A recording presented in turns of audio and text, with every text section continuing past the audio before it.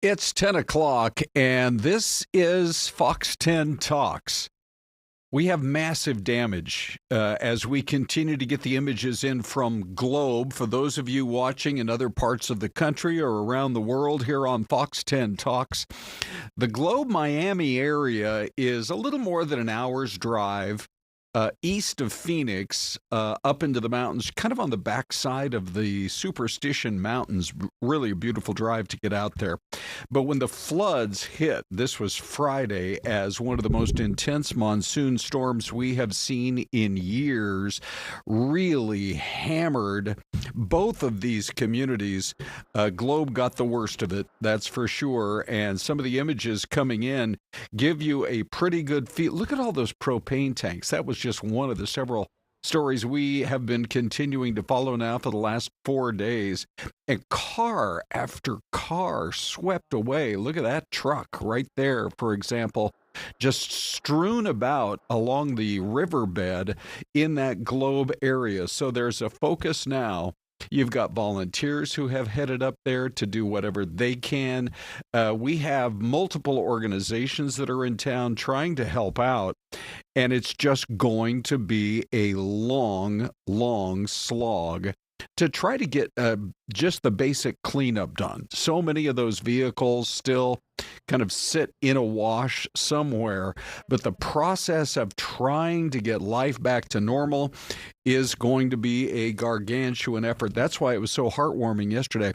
Maybe you had seen during our noon broadcast on Fox 10 yesterday, how volunteers had been signing up at churches in the valley, a lot of them in the East Valley, and then heading up to do anything they could, help out in any way they could as yesterday went on, and we're going to continue to see those efforts for days to come. So good morning, everybody. I'm Ron Hoon. Syleste Rodriguez will be joining us in the next couple of minutes and doing a great job reporting for us up in that Globe area. Dominique Newland joins us live.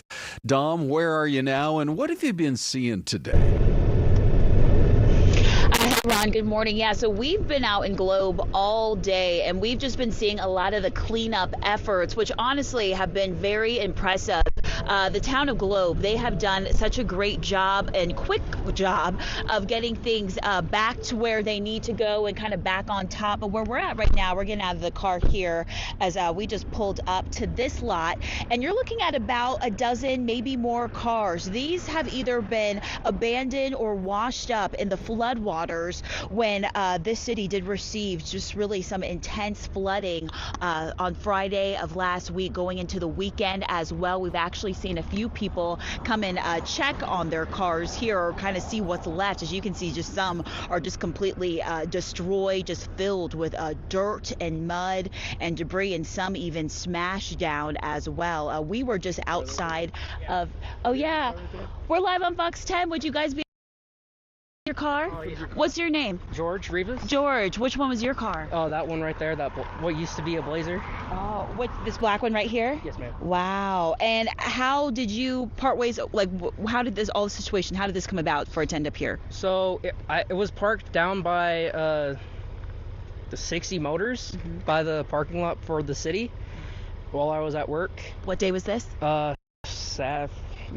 don't remember. Sometime over the weekend. Yeah. And then it was there. I went to go check when it started flooding, and then it was up to like the grill.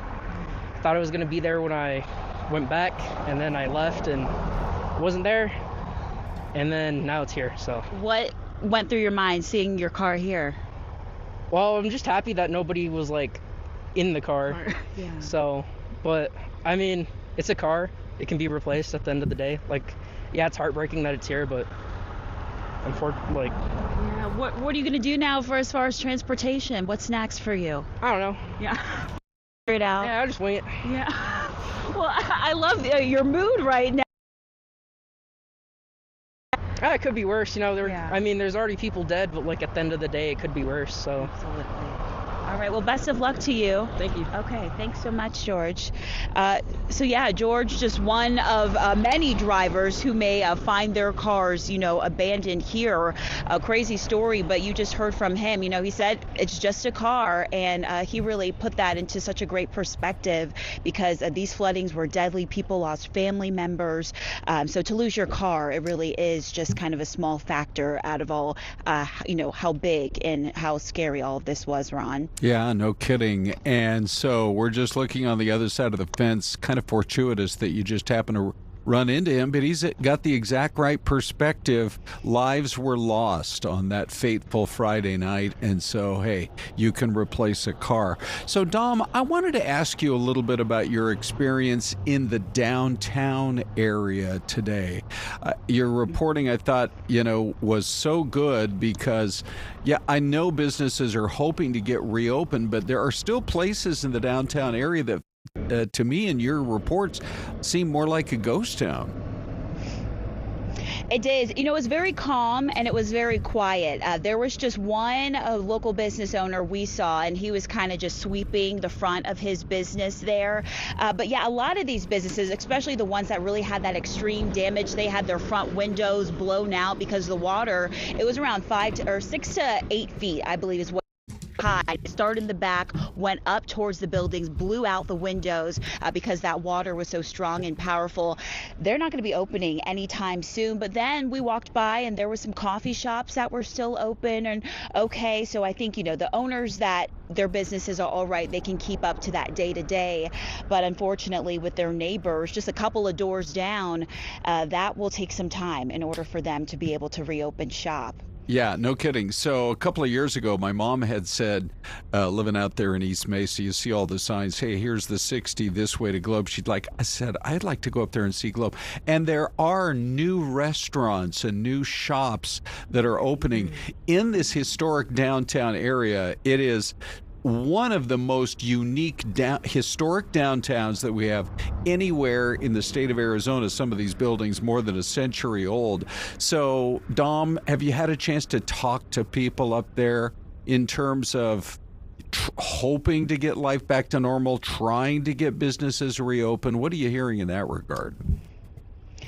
Yeah, honestly, there hasn't been a ton of people out today. I spoke to a few, and I saw one woman who was cleaning up, and I was just asking her as far as points of where to go, where the damage was. Yeah. But I think a lot of people, either they're back home right now, and the folks I have talked to, they said, it's a little bit more quiet. People are just trying to not move on necessarily with their lives, but just kind of focus on their homes and their neighborhoods and things. Whereas really a lot more folks, they were out this past weekend when all that initial damage and the flooding really did hit. But yeah, I've seen just a few here. And then, like I said, that business owner. But like you said, you're right. There's new restaurants we've seen open that look a little bit more modern. And then you have those historic ones that are right in the heart of downtown. And it's just interesting to see, unfortunately, which ones held up, which ones didn't. So yeah. And did it seem like, in terms of the cleanup effort, I remember at one point, I think it was either 8 or 9 o'clock when you were live, there was somebody out there with a front end loader, and they were doing what they could to just kind of get some of the debris moved out of there and try to, eventually get some businesses reopened. Is it more of a heavy equipment thing, or are you still seeing people with brooms and shovels, etc.? I think now it's definitely the heavy equipment. They're kind of bringing out, the bigger guns for this effort, because a lot of that trash and the piles they've collected up, they're stored in one spot. So now they just need more of that heavy equipment to come pick it all up and take it where it needs to go. We've been seeing a lot of that. Yeah, and I think the images, we're putting it back on the on our stream right now. We see all those propane tanks. We see so many of these vehicles. Did you get a sense that they're most of the way through when it comes to, particularly for these vehicles, or is that going to be a much longer term kind of job?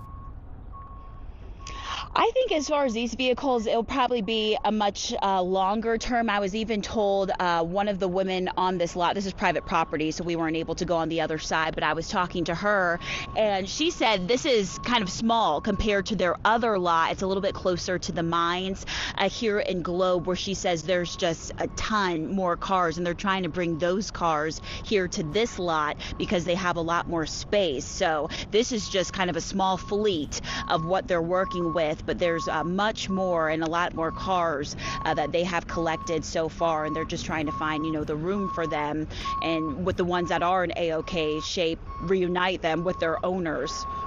Yeah, for sure. And this is, I think Juan is your photojournalist with you. He's doing a great job showing us the action, the activity. Yeah, Brian Acosta. Oh, it's Brian today. Okay, great. Yeah. And I mean, let's give credit where credit's due. Look at this is not your typical tow job right there. That is an extended flatbed for sure. Anyway, you guys are doing great for us. Any closing thoughts, Dom? My heart goes out to this town, but they are small, but they are definitely mighty here, and everyone we've spoken to has just been so kind and in great spirits as well. I mean, we just talked to George. I think, of course, your heart just breaks hearing about the deaths of these, but then also, you got to think about your car. That's your main point of transportation to get to work. So just to hear him say, it's just a car, I'll figure it out, and kind of just go on about his day, it's really just heartwarming to see, a little bit inspiring as well. So that just shows you the folks of Globe, they are working with the hiccups that they have been faced here. Yeah, for sure. All right. That's our Dominique Newland reporting live for us and doing a great job. We've had, Celeste, multiple reporters who've been up in that Globe, Miami area the last really 4 days, and just trying to, express the sentiment of that community. And then you see folks from here in the valley with big hearts who just show up and say, okay, we're ready to help volunteer. We saw some of that yesterday in our noon broadcast. I think initially when you see those first images of all that water rushing into the community, you think, oh my goodness, the cleanup is going to be heartbreaking. And although it is, you've just seen how the community has come together to help everybody who lives in Globe, Miami, which has been pretty remarkable. It is a beautiful part of Arizona. Yeah, it really is. Yeah. And so it's good to see so many people kind of helping out and doing what they can. Yeah. When tough times hit, I feel like that's when you see what people are made of. You see what the community's made of and how people really step up. Yeah, and we are really good at that here in Arizona. That's for sure. You want to find some interesting reading. Start researching Old West history of Globe, and it's all there for you. It is really one of the coolest towns, and they are going to rebuild, and they're doing their best to get life back to normal. All right, break time here on the streaming show that we call Fox 10 Talks. You couldn't ask for a more generic view of a downtown somewhere in this country of ours. Give us your guesses, mystery cam players. And we got new music, Ron. Strike up the band.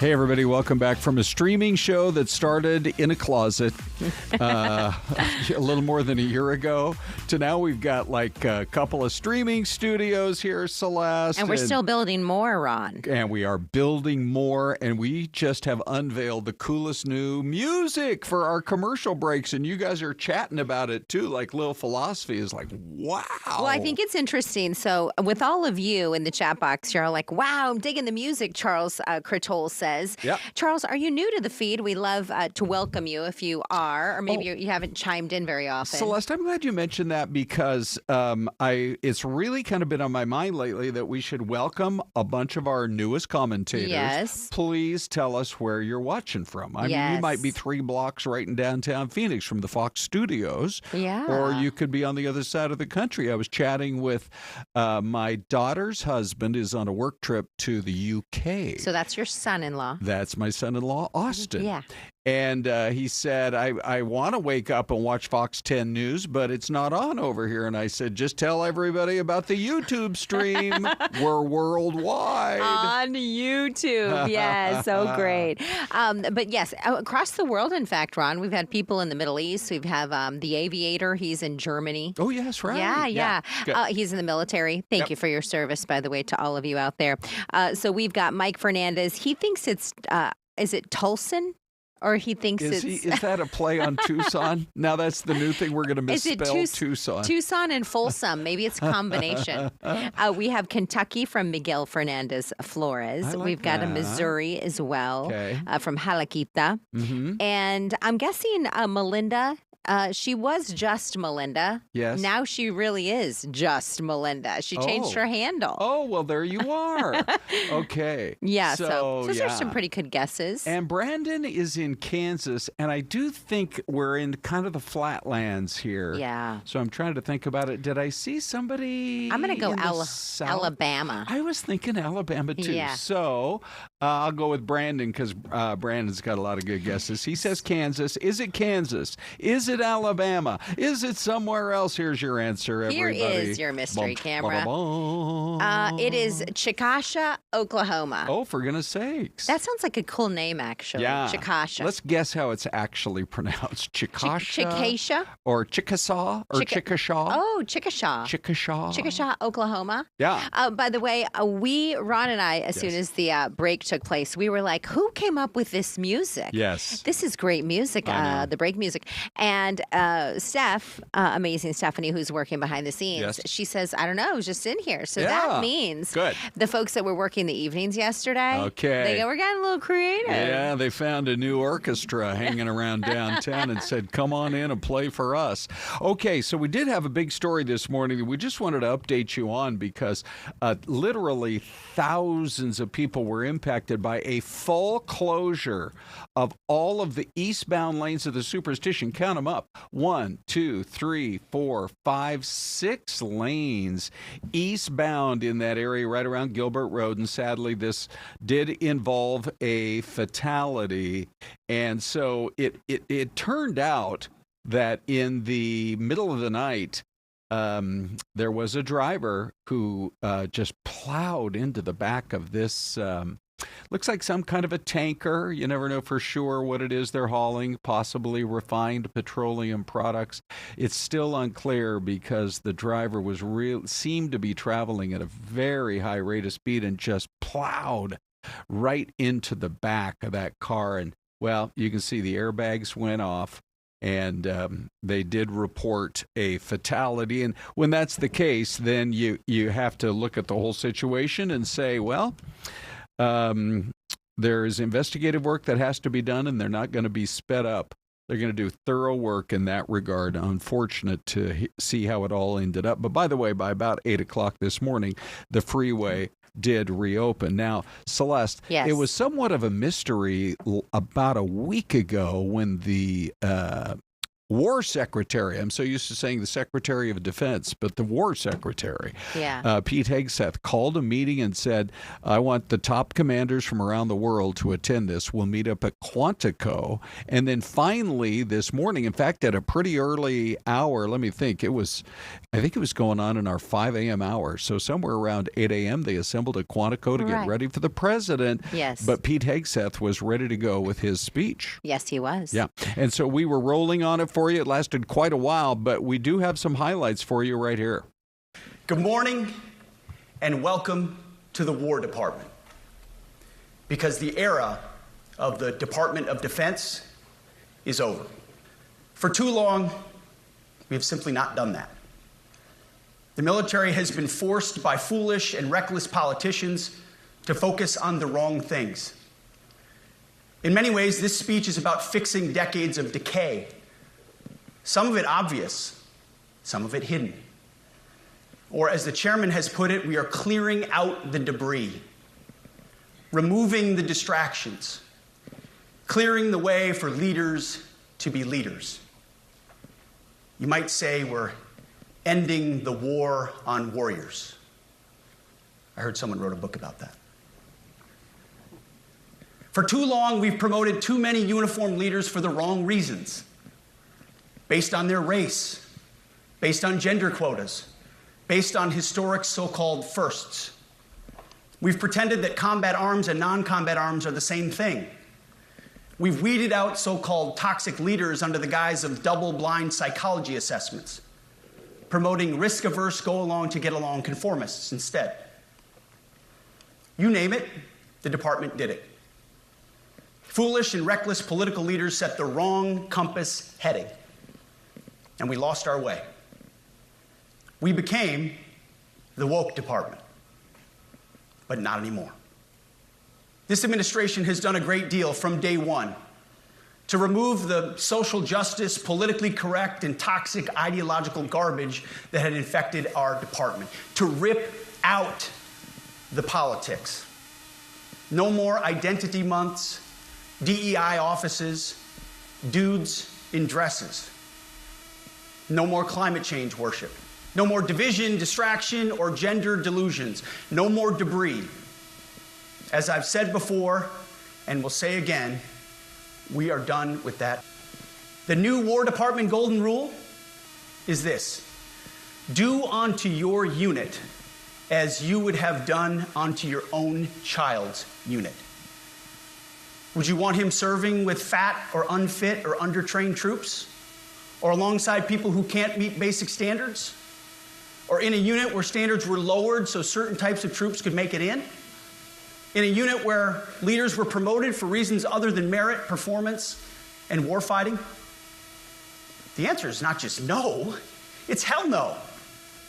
This means at the War Department, first and foremost, we must restore a ruthless, dispassionate, and common sense application of standards. I don't want my son serving alongside troops who are out of shape, or in combat unit with females who can't meet the same combat arms physical standards as men, or troops who are not fully proficient on their assigned weapons, platform, or task, or under a leader who was the first, but not the best. Standards must be uniform, gender neutral, and high. Today, at my direction, each service will ensure that every requirement for every combat MOS, for every designated combat arms position, returns to the highest male standard only. The definition of toxic has been turned upside down, and we're correcting that. That's why today, at my direction, we're undertaking a full review of the department's definitions of so-called toxic leadership, bullying, and hazing, to empower leaders to enforce standards without fear of retribution or second guessing. Of course, you can't do like nasty bullying and hazing. We're talking about words like bullying and hazing and toxic. They've been weaponized and bastardized inside our formations, undercutting commanders and NCOs. No more. Any place where tried and true physical standards were altered, especially since 2015 when combat arms standards were changed to ensure females could qualify, must be returned to their original standard. Other standards have been manipulated to hit racial quotas as well, which is just as unacceptable. This too must end. Merit only. The president talks about it all the time, merit-based. This is not about preventing women from serving. We very much value the impact of female troops. Our female officers and NCOs are the absolute best in the world. But when it comes to any job that requires physical power to perform in combat, those physical standards must be high and gender neutral. If women can make it, excellent. If not, it is what it is. If that means no women qualify for some combat jobs, so be it. Basic training is being restored to what it should be. Scary, tough, and disciplined. We're empowering drill sergeants to instill healthy fear in new recruits, ensuring that future warfighters are forged. Yes, they can shark attack, they can toss bunks, they can swear, and yes, they can put their hands on recruits. This does not mean they can be reckless or violate the law, but they can use tried and true methods to motivate new recruits. You kill people and break things for a living. You are not politically correct and don't necessarily belong always in polite society. We are not an army of one. We are a joint force of millions of selfless Americans. We are warriors. So, because we're on YouTube, we can watch as the numbers go up or down, and I noticed you guys all stuck with that. That was such a fascinating speech, talking about how basic training is going to go back to what it used to be, scary, tough, and disciplined. Yeah. I mean, Syleste, it was really quite interesting, huh? Well, these are people that are tasked with protecting our country. Right. You know, and so if you sign up for something like this, you know, you got to be ready for what's coming. So I even listened to a little bit of the speech where he's like, look, what we're outlining is tougher standards and yet higher standards and more being expected out of you. And if that doesn't sound like something you want to be part of, do the honorable thing and resign. Oh. But if it kind of reinvigorates you, welcome to the new United States Army, Air Force, Marines, and the Navy and the Coast Guard and everything else. So anyway, we are right up against a break. I'll just tell you, here's a quick look at the poll question. If you haven't voted yet, we're going to cover it. We're going to hear from the one and only Dave on the Dave Cam. Big D! But are you worried about a government shutdown? Grab that QR code. Join the conversation. Let us know what you think. We'll also go through the YouTube poll numbers as well, but we'll start to watch them move. Oh, and here's that music. Bring that orchestra right back in the building.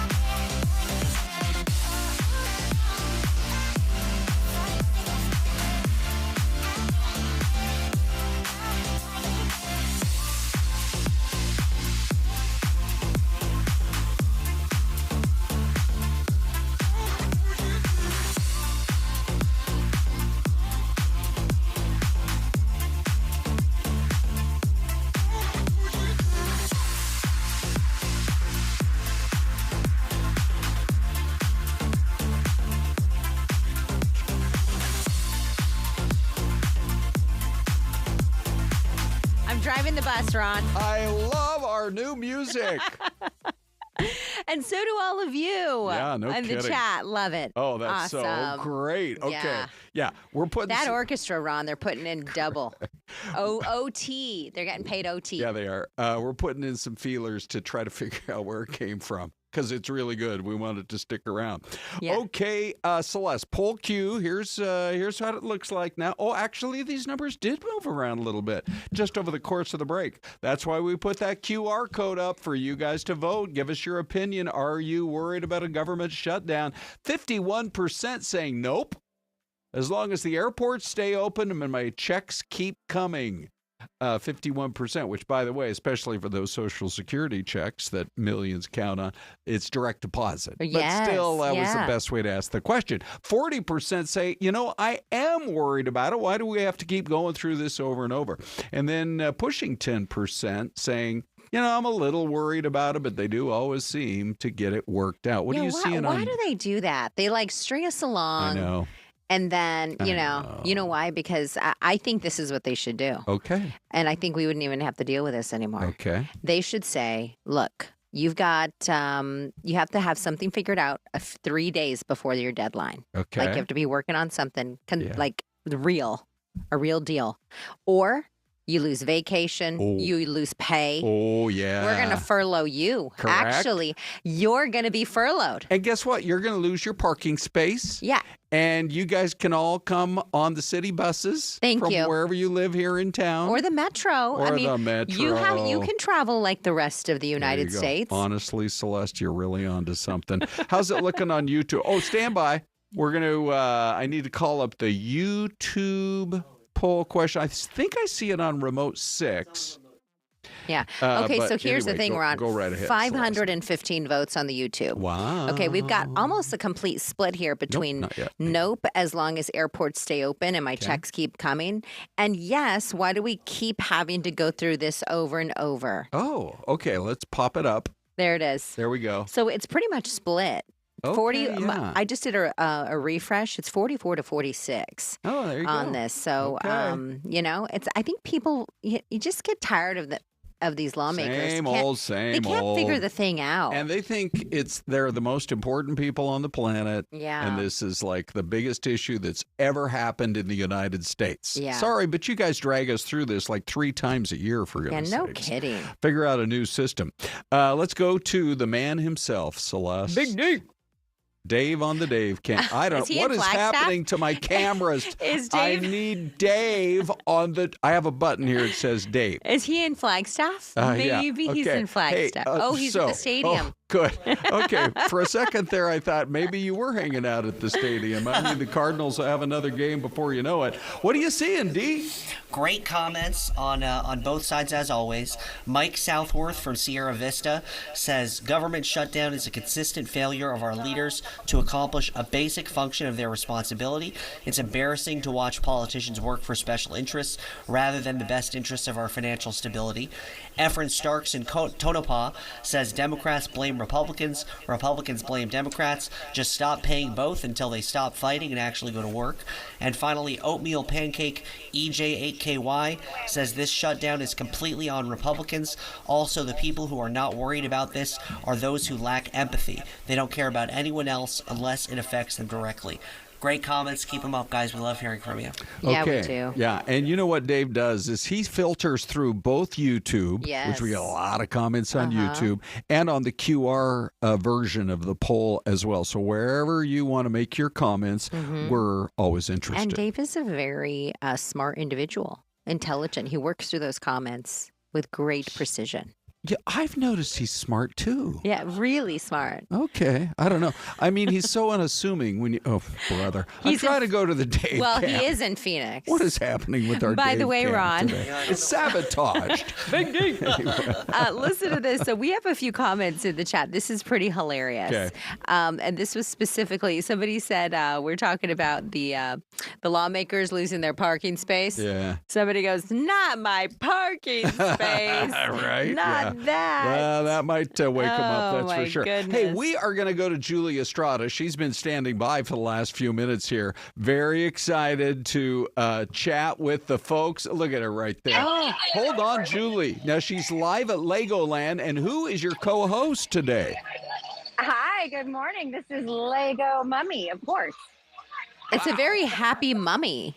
Yeah, he is. We're very happy. We're here at Legoland, California, and it's Brick or Treat Monster Party. And I'm standing in front of this ginormous 17-foot tall Lego tree made out of more than 680,000 Lego bricks.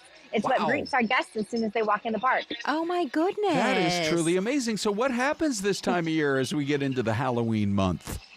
This is my favorite time of year because you can dress in costume. We have costume contests every weekend through October, all the way to November 1st. Costume contest, one of the new categories this year is space themed. Why? Because we're adding Galacticoaster at the beginning of 2026. It is our brand new indoor space themed family roller coaster that we are opening and introducing to our guests at the beginning of the new year. So we added a space theme to our costume contest, of course. Yeah, we're sharing that with our audience here. Galactic Coaster. Oh, this is good. You guys actually gave us some of the, it looks like it's really coming along. Describe the ride for us. What makes it kind of unique?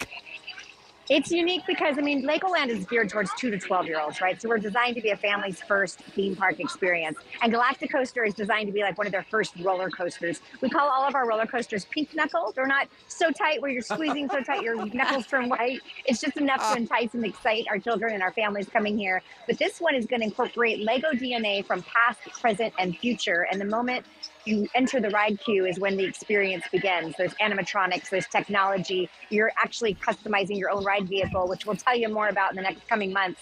But for now, the track is installed and we're moving along and it's opening in 2026. Oh my goodness, it is so great. Okay, I have to ask you a little bit of background. We're showing some of this great video that you sent us of all the dinosaurs and the animals.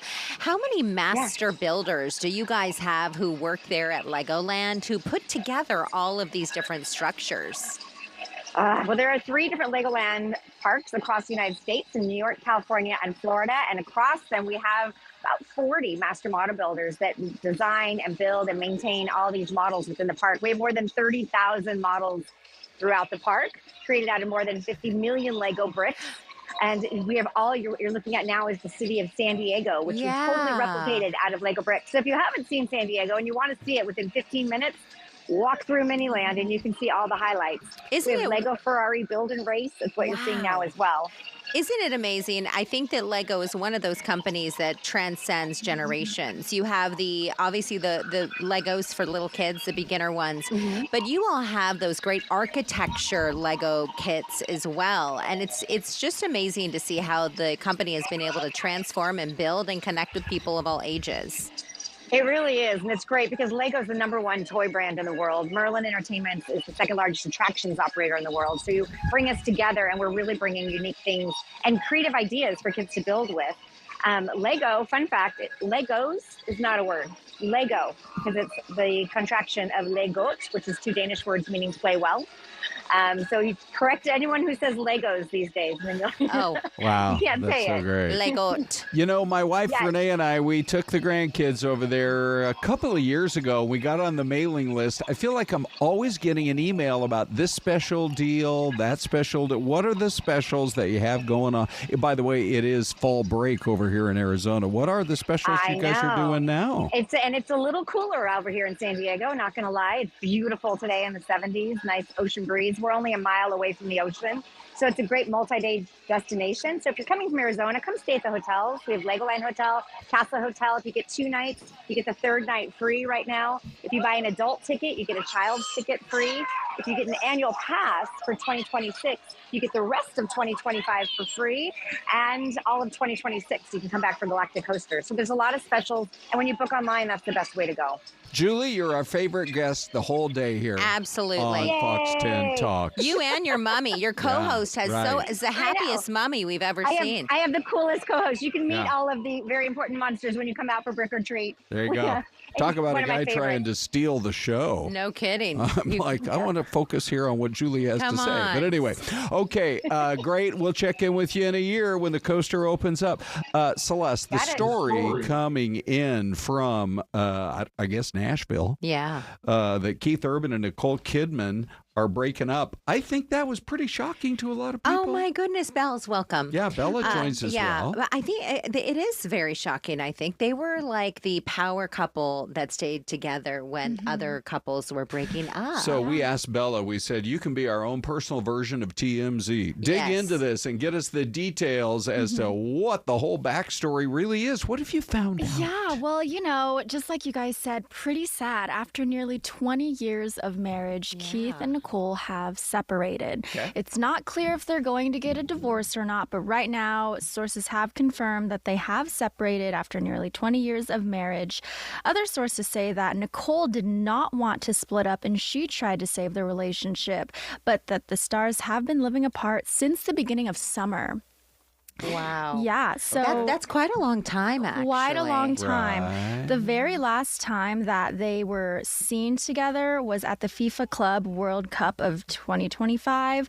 That was back in June. So that's the last time they've been seen together. The last time they've been seen together on social media was when Nicole Kidman posted a photo of the two of them together in May from the Country Music Awards. So did they just kind of grow apart? Is there a new man in her life, a new lady in his life? What do we know? Well, she wants to keep them together. So there's Yes. no man So there's in her no life. man. I think he Yes. There is you the go. man. I think Okay. she's like, you're my man. Yeah. It's been reported that Yeah. Keith was the one who initiated the breakup. And again, Nicole tried to salvage the relationship. Yeah. But, it But seems we like don't know if there's another person. Well, how old are they? involved. Is there an age difference Isn't between he them? pushing? I think they're both like mid 50s. they're upper mid to late 50s. So 50s? Keith is 57 and Nicole is 58.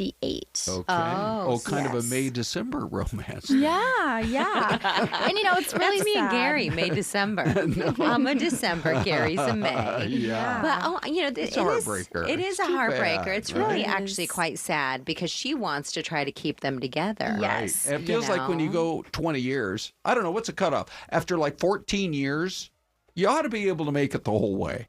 Oh, You yeah. That's should. my take on it, But- even in Hollywood. I think you bring up a good point, though, Ron. Maybe they did grow apart. Maybe. I mean, at 20 years, you're thinking, are you the same human, or how did Right. do we Really? still like the same things? Maybe, it's, did you continue to go on date nights? So you're Are saying you have making- to do an assessment at Well- 20 years? well, I think you I'm have- not sure. No, I think you this have is to. work.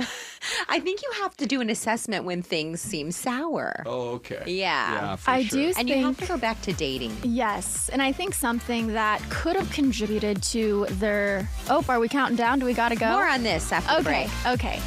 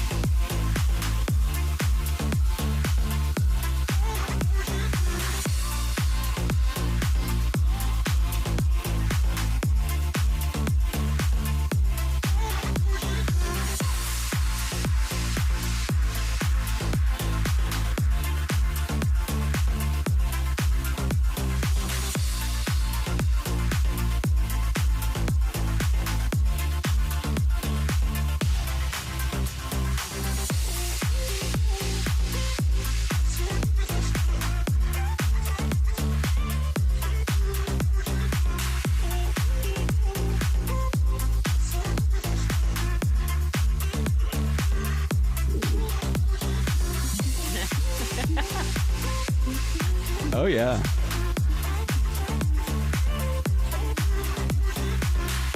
Now, who knows? Maybe, there you go, Syleste with the swim. Maybe a year from now we'll get tired of it, but it's brand new music and we love it today. We love it. And we love that And you if you're- guys are jamming with us, If too. you're new, this is a sweet day for you because you have the new music on yeah. your Right. first day. Yes, We're congratulations. having a dance party on a Tuesday. It's a good morning. What was that last point you were going to make before break, Bella, Yes. regarding so Keith and Nicole? with my research, according to sources from their close circle, lack of intimacy and busy, demanding work schedules kept them apart for extended periods of time. I mean, you think about it. Nicole's away filming who knows where. Yeah. Sure. Keith is touring for his music. So I think just them being separated for so long, I guess they couldn't keep the spark alive. They so, needed to make a date night. I know. Like they needed one night a week. Hey, good point, Celeste. You know. If Taylor Swift can get on a plane and fly all the way from Selena Gomez's wedding to Kansas City, get Yes. at Arrowhead Stadium in the middle of the country, Right. then these two can meet up for a date night. It does show you, though, that like after 20 years of marriage, how things change. Like I'll probably take for granted that you've been with this person for a long time. Here goes Celeste with the reassessment talk.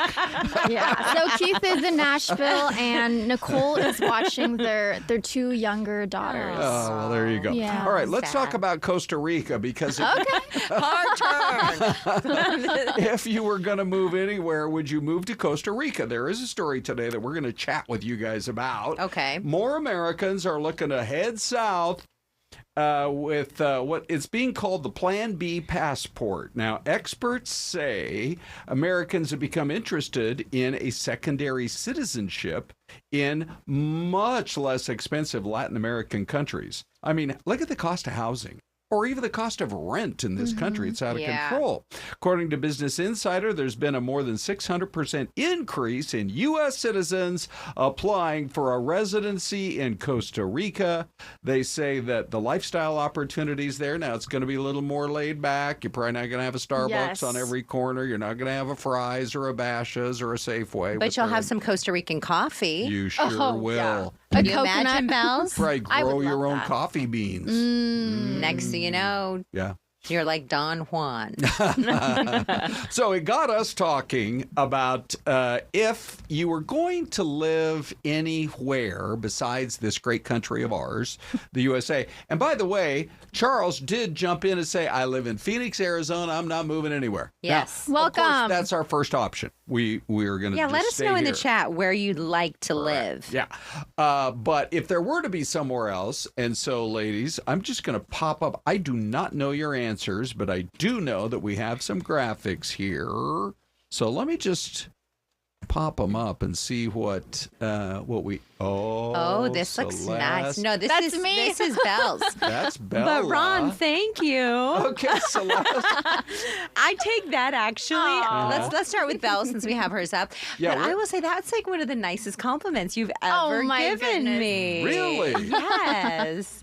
Great. Yeah, you know, I was Belle's professor at one point Wow. years ago. So I just Okay. want to say, Ron, you Okay, just thank made you. my day. Good, yeah. If you want to confuse me for like, who's the youngest employee in the newsroom? Oh, I was Blake. Blake, Blake, fresh yeah. out of ASU. If you want to, if you accidentally call me Blake. Yeah, what's up, Blake? What's up, Blaker? Okay, so anyway, here we go.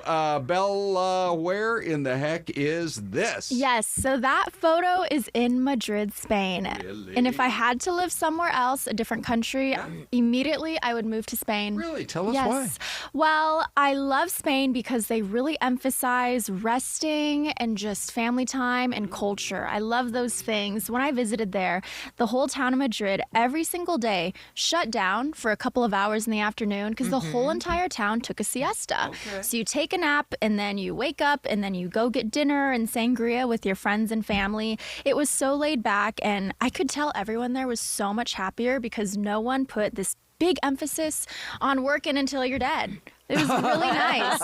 I would move back there and immediately. Wow. Okay, now I'm going to go to VO9. Here is So- Celeste with her answer. This goes along, Ron, with what Belle's just said. So yes? this street, Gran Via, it's Yes. in Madrid. You guys will both move to Madrid? This is crazy because we did not plan this. We didn't. Wow. And where you just saw Belle's photo, was that Puerta del Sol? That was at Plaza Mayor. Yeah, Plaza Mayor.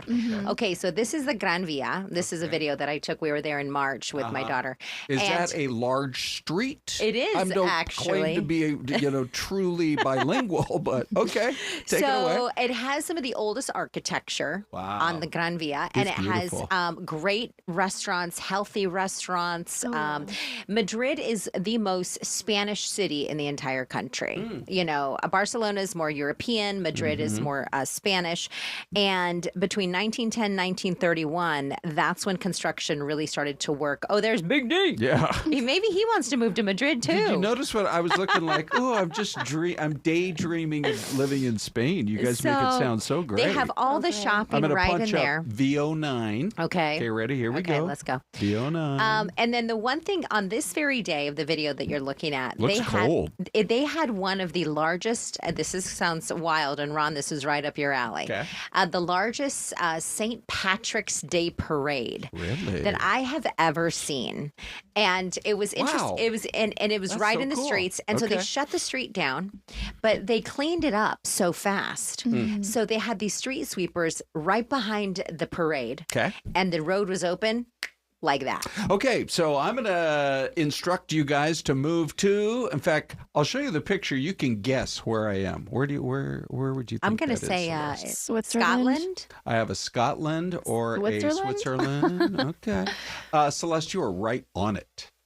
That's why I'm wearing my little Scottish cap. I actually have a photo of Ron in a kilt. Oh, yeah. Yeah, which I should have had I known, Ron. Sure. I needed to get to the gym and work the calves out a little bit more. That's when you would look like Blake. Blake in a kilt. Oh, yeah. Okay, so believe it or not, I took that picture in a little town in Scotland called Braemar, and it's just, if you can handle the cooler, cloudy weather, which it's like that pretty much the whole year, but the Queen, back then, Queen Elizabeth, she attended the Braemar Games every year. And I felt, I don't know, I was maybe 20 or 30 feet away from the Queen of England. Now it'd be King Charles III. I really appreciate all the royalness of both Scotland and England. Yeah. But the people are so friendly. And the mountains everywhere. I think maybe you don't think of Scotland as such a mountainous country, but it is. And probably the most beautiful sight I've ever seen is a hike that I did on the Isle of Skye. Yes. If you guys at home want to look it up one of these days, it's called the Old Man of Store. Oh. Isn't that Old an Man odd of name for a Store. hike? Yeah. Yeah. So was he was a man storing like something in the mountains? I wonder if it's like, yeah, if it's maybe. like the Lost Dutchman trail, kind of like don't the tell me I walked right over the gold. Okay, so we're going to ask AI. Ready, ladies? Let's pull out our phone. Each of us are going to go to our various AI. So we'll start with Celeste because that guy loves to flirt with her. So here's He's what I always would ready like to go. do. Yeah, we're gonna give him a little bit of biographical information. Okay. Okay. Or Let maybe me see if I can remember this. Yeah. So here, let me go first, Celeste, so you can get the overall gist. Okay. Ready? Here we go. Okay, let me pop in over here. And hello, are you there? Hi, yes, I'm here. Okay. I am a grandpa of 8 grandkids, but I want to move away from the United States. I'm in my 60s.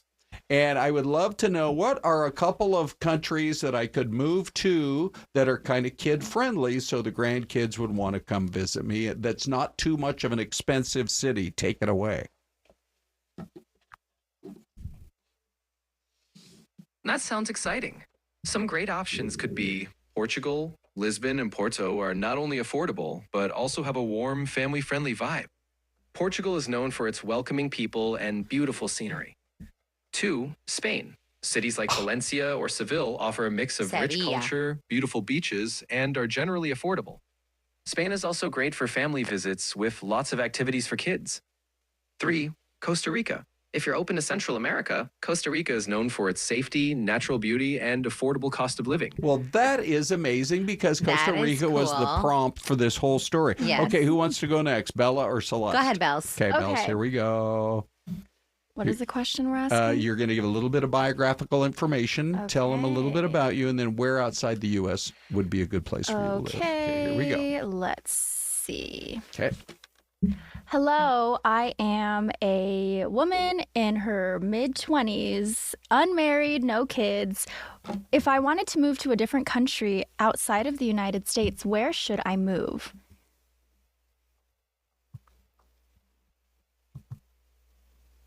Okay, well, it's not giving me a voice back, but they listed 3 places. Here we go. Spain, Of course. Portugal, and Australia. Really? So 2 out of my 3. Yeah. But Australia, I have always wanted to go there. You know, I bet because maybe they have a great nightlife, like Do in they? Sydney, maybe. Yes, I don't know. probably. Okay, Celeste, we got a couple of minutes left. If you want to talk to your guy, your Hi. guy friend, go ahead. Okay, hold on Okay, 1 second, ready? Ron. Okay. Okay. Hi, are you there? Hey there, yep, I'm here and ready to help. What's on your mind today? So it's good to hear from you again. Thanks for joining.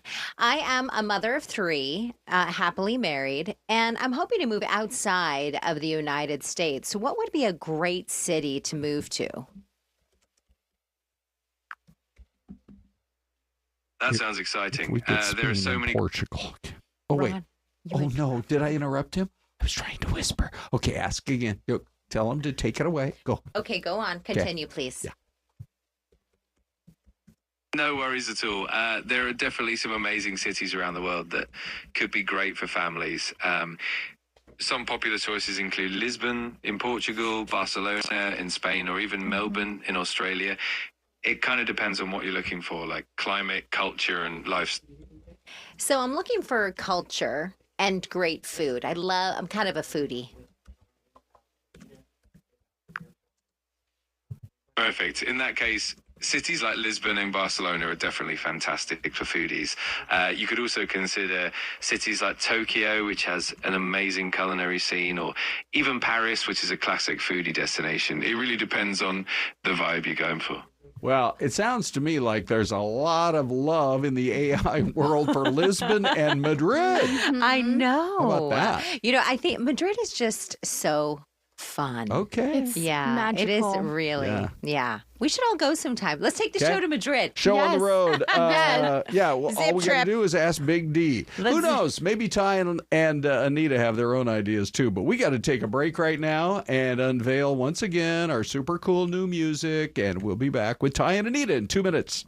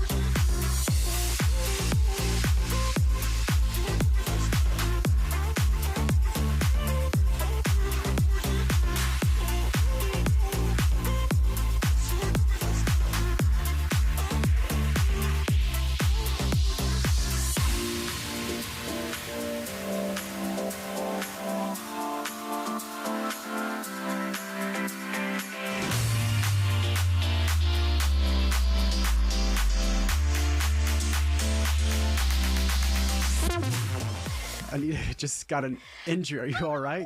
Do we need to cancel the show? No. What happened? I was lowering the microphone and it fell because it's extremely heavy, and it fell and I got Let's like a little. Show the audience at home that horrible injury. It hurt. All right, say a prayer for Anita, everyone. Amen. Prayers up. Hi. All right, happy Tuesday. Look, it's getting a little blood blister. Oh my gosh. Let's put a whole camera just on the finger, Dave, so we can check in on her We blood can blister. check the progress of my blood blister. All right, well, welcome on in. We're going to keep things rolling if Please. you're okay. I'm thank you for checking. Yeah, anytime. Thank Just let you me for know. your concern. If you need a Band-Aid, we can probably find you one. We got a packed show, though, on this Tuesday. Let's start with this. Okay. I thought this was pretty interesting. Let me pull it up on my computer here so I can read this to you. With mortgage rate still hovering around 6.25% and elevated home prices, which we all know here in the Valley are out of control, right? Affordability continues to be an obstacle for achieving the American dream. A new Bankrate survey released last week finds that among aspiring homeowners, 1 in 6 have given up purchasing a home in the past 5 years because they could not find anything they liked or could not afford it.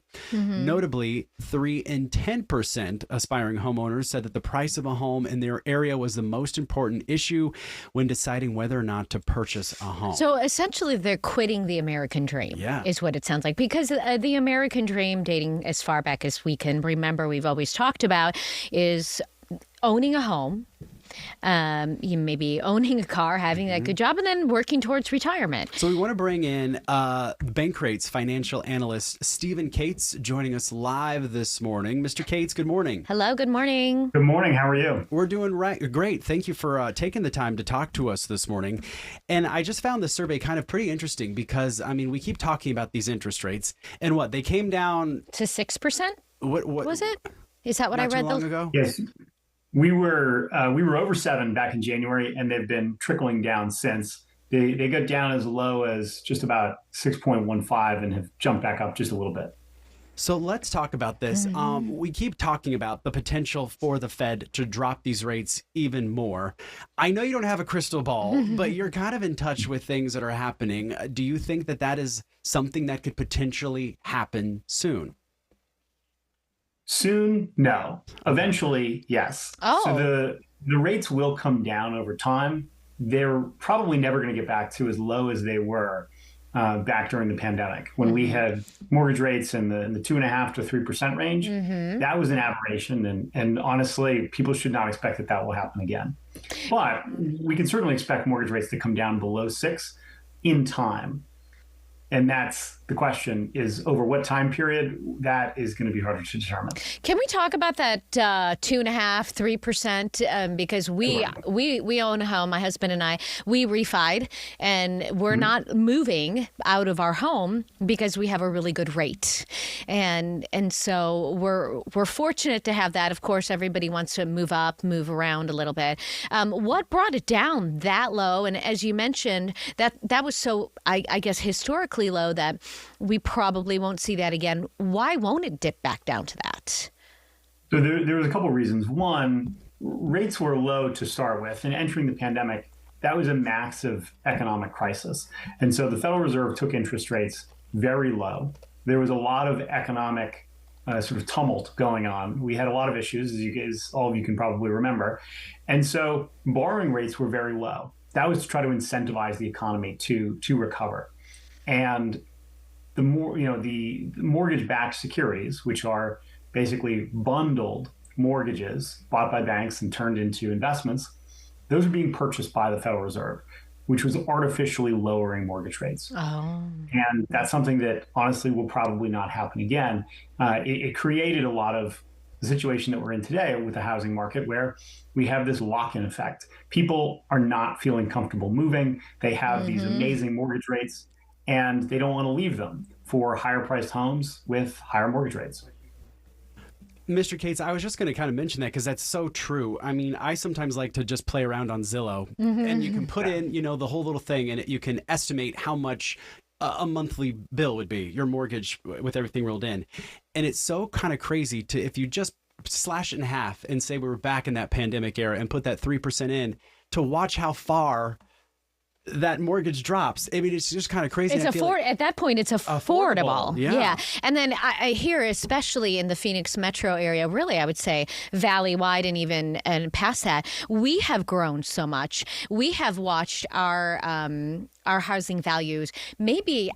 Is it safe to say triple in some? I guess in some areas. I mean, in right? some areas, and so we've got the mortgage rates going up.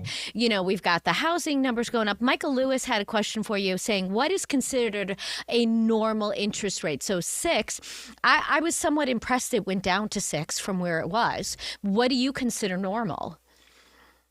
So I think somewhere between probably 4 and 5.5% is kind of the long-term average. Now, we've had periods of time that are abnormal. Anybody who was alive in the 80s, mortgage rates 12, 15, 18%. That was a reality back then, but that's also very abnormal. We hopefully will never see that again either. But rates that are somewhere between about 4 and 6% are much more normal. And so something that is going to settle in the 4.5 to 5% range is very realistic in the next few years. We just don't know when that's going to happen. The Federal Reserve cannot control long-term rates. The 10-year Treasury is what most informs the 30-year mortgage rate. And that is not something that they can move around with any intention. That responds more to economic conditions, inflation concerns, and the overall economy. Something that, right now, there's a lot of uncertainty about. Right. Sure. This may be a silly question, but no silly questions on Fox 10 Talks. Remember that? Well, you're saying, we have to adjust it and we're always watching it. It's not the Federal Reserve that's necessarily adjusting. But is there a way where we can maybe, where something can be done where we keep it steady? Or have parameters where it's never going to go up to 12 and it's never going to dip down? So the conditions that created both the very low and the very high mortgage rates are abnormal. I mean, we had a lot of economic issues going on in the 80s and just recently with the pandemic.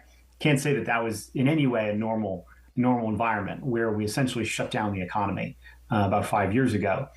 Hopefully we'll never have to do that again. Hopefully we'll not have to create such artificial conditions to, within the economy, both to stimulate it as well as to shut it down. So it should be easier for consumers over time to have something that's more stable, something that is, within a certain range. And there's every intention for the Federal Reserve and certainly the administration to want that. But, if we have an economic collapse, calamity, or issues, recessions, those are going to shift things around. Those are going to create conditions that could send mortgage rates and other borrowing rates, up or down, depending on what those conditions sort of stimulate. Mr. Cates, can you kind of talk about kind of what this does to the real estate market in general? Because I have a lot of friends that, thought that they were going to buy kind of their first starter home. And their dream and hope was to make enough equity in that home to then be able to then move on to their second home, to start a family in and those types of things. But now they're kind of basically, you kind of mentioned it, but they're kind of stuck in that house, which means that a lot of people, I think, are kind of quote unquote stuck in that house because they don't want that huge mortgage rate. But we have equity in that house because obviously here in this market, our values have gone up. But I'm sitting on this equity and I can't do anything with it. And that is the conditions that is creating some of this lock-in effect, is that everybody is feeling, or most everybody is feeling similarly, whether you're older and an empty nester that lives in a 5-bedroom house that wants to downsize, you're finding it difficult to be able to sell your home for what you think it was worth even a couple of years ago and buy a home that is not excessively expensive with a higher mortgage rate. And the same is true of young families. People who are in homes that, were starter homes, but now they're bursting at the seams with 1 or 2 kids with not enough bedrooms. They're finding it hard to find new places to live. And so everybody's in the same conditions. The people who have young families want the houses that older people have, and the older people want the houses that the younger people have. Yeah. But swapping those is just not as easy as you'd think. given the amount of sort of friction there is in the housing market, buying, selling, and sort of the ego gains that we're all sitting on with our properties. Sure. We got a good question in the chat.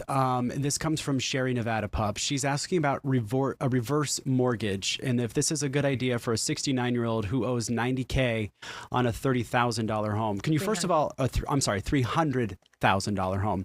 Can you first of all explain what a reverse mortgage is for folks that maybe don't know, and then maybe get into that question?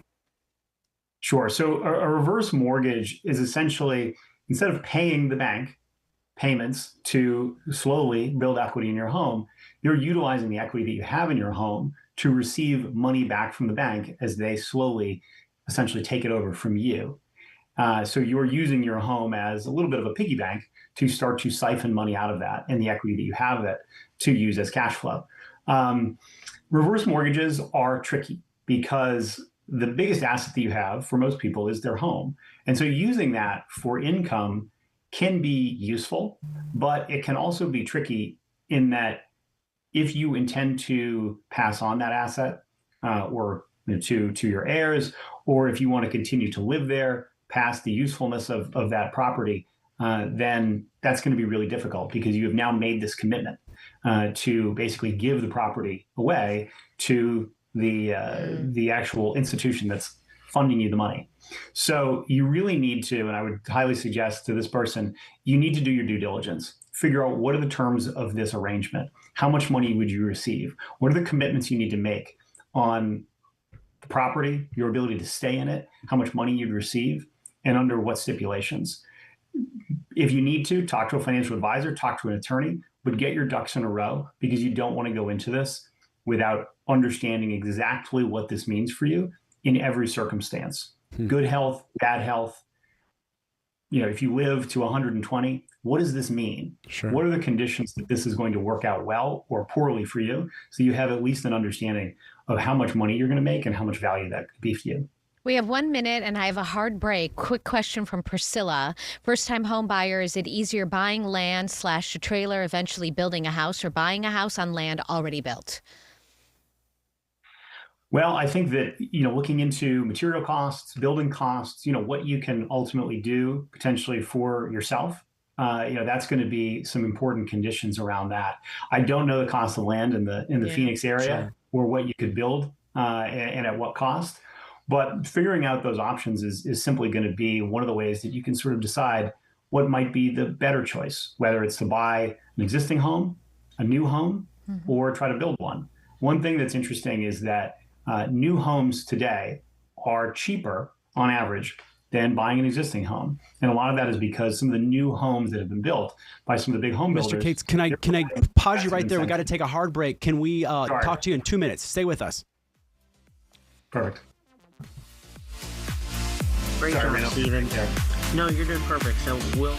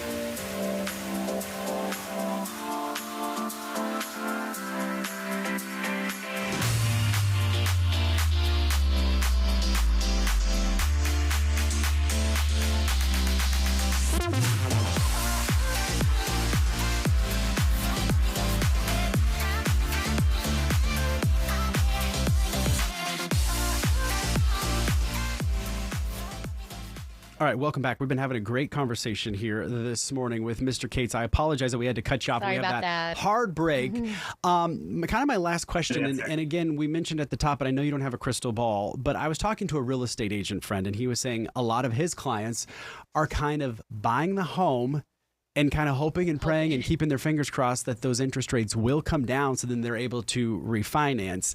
What would you say to kind of some of these people that are really looking to get in to a first-time home but are kind of worried about those mortgage rates? Yeah, 6 months, 1 year. Is there any way to tell at all?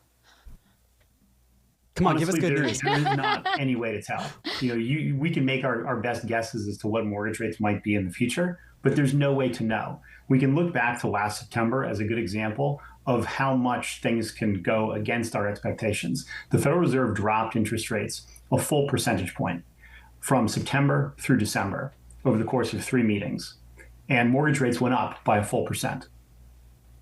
So although they deviated then a full 2% between what the Fed did and what mortgage rates did. So there's just no way to know exactly what's going to happen. And some of the things over the next year that are truly unknown is what the labor market's going to look like, what inflation is going to do, how that is going to impact trade and other geopolitical events. And so those are things that are going to impact mortgage rates, going to impact all borrowing rates. What I'd say to your real estate friend and anybody who's looking for a home is that there's nothing wrong with buying the home and sort of renting the rate, so to speak, as long as you can afford that payment now. Don't over-index on a payment, hoping and praying that rate's going to come down to something more affordable for you. Only buy something that you can actually afford a down payment for and carrying the mortgage cost.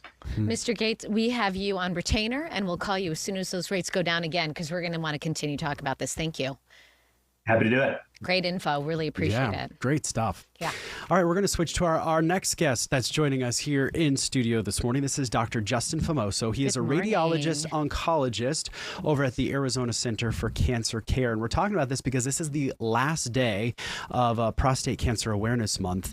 And you know what? I mean, you talk to people, everybody has kind of been touched by this. Your dad is a survivor of prostate cancer. Correct. My dad was diagnosed with prostate cancer earlier this year. My best friend had prostate cancer. So it's kind of one of these things that pretty much everybody you know has been affected by this. Yeah, I mean, common things are common for a reason. We're talking about the most common cancer in men. 300,000 plus diagnoses per year. Yeah.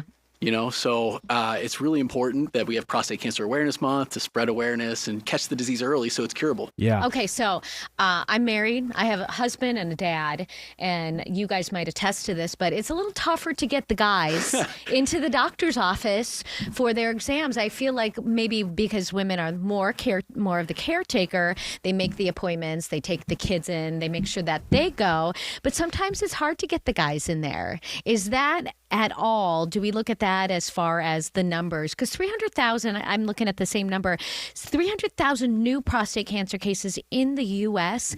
in 2024 alone. Right. Yeah, I mean, married men live longer for a reason. No. The women are keeping us alive. There we go. So, and you're right. You hit on a really good point that, men can be, a little obstinate. Stubborn? Stubborn. We have that, tough, stiff upper lip, and also there's kind of that component of if you don't know it's there, then it can't hurt you, but just like the ostrich has its head in the sand, the tiger's still looking at you. Just because you can't see it doesn't mean it's not there. That's a great analogy. Great analogy. I talk about this all day long with my patients. Like, you got to get tested. You got to know, because if you don't know, you can't treat it. So, and the thing that I didn't really realize is that looking for prostate cancer, not invasive at all. A simple blood test. Right. It's easy. It could be as easy as just your annual blood test. I mean, your doctor's going to be checking your cholesterol and your blood counts. Just throw in a PSA. It's been around for decades, and it's really our best tool to screen. So explain what a PSA is. What is it actually looking for? Yeah, PSA stands for prostate-specific antigen, and really it's a fancy way of describing what it is. It's just a protein in your blood, and it circulates in your blood as part of just normal physiologic happenings in your body. If the PSA is going up, it indicates that prostate tissue is growing.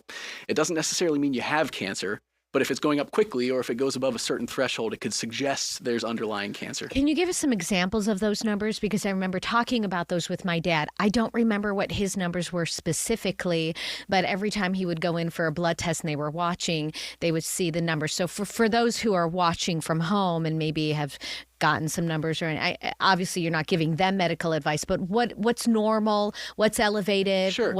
Yeah, anything over 4, it's worthwhile going looking. You know, it doesn't mean you have cancer, but that's our screening threshold. So, you know, maybe it's worthwhile getting some scans, like an MRI. Maybe you need a biopsy. These are the discussions you'll have with a urologist or your other doctors who can help guide you to interpret the results. So okay. Michael Lewis had a great question, and I had the same question because now that my dad is a prostate cancer survivor, what should I be looking out for as someone that could potentially now be prone? Sure. So, I mean, it's tough because prostate cancer is very common and it happens in older men.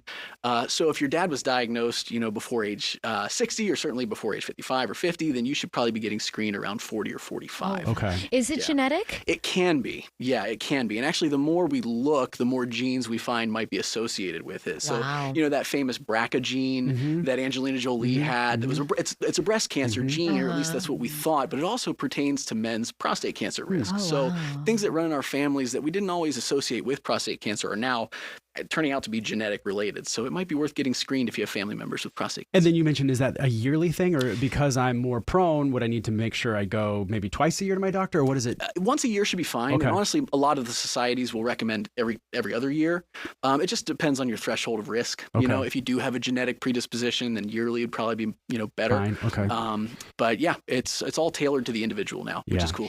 When my dad was diagnosed, I know his numbers were high, and he had a couple of biopsies, and it was very hard to find. Right. But once he got the diagnosis, the doctor gave him his options of treatments, which I'll ask you about, but basically said even if you didn't do anything, you would probably be able to survive this and live a longer, healthier life. Right. What are the different stages of prostate cancer? What are different treatments, and what are different prognosis? Does it, you have different stages of breast cancer, right? Some that you know you can beat, and others are going to be a little tougher. Right. Yeah. And prostate cancer is interesting because there is a wide spectrum of risks. You know, there's very low risk prostate cancer, which is the kind of cancer that oftentimes we're saying, come back in 6 months, we'll recheck your PSA.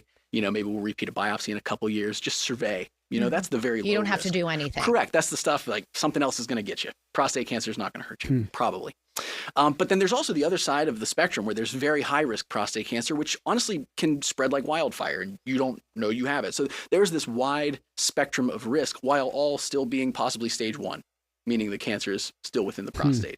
You know, and prostate cancer still has that stage 1, stage 2, stage 3, and then metastatic stage 4. Yeah. So there's the stage, which can, you know, change based on lymph nodes and, you know, size of cancer and all that stuff. But most of the time we're finding stage 1 prostate cancer, which is then subdivided into this wide spectrum of risk.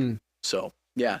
And let's talk about treatment, right? Because there are kind of a myriad of treatments available for men when they do get diagnosed. Can you walk us through some of those? Because you mentioned some of them you might not even just kind of surveillance. Right. So for low risk prostate cancer, you know, we're talking like a low Gleason score and a low PSA under 10. You can survey, which is, you know, a PSA every 6 months. If the PSA goes up, get a biopsy, and if nothing changes, you do nothing. You just keep surveying.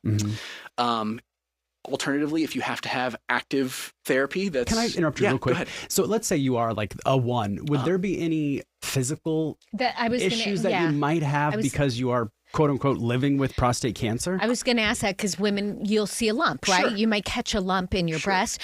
Do we see signs and symptoms? Some men could have symptoms like increased urination at night.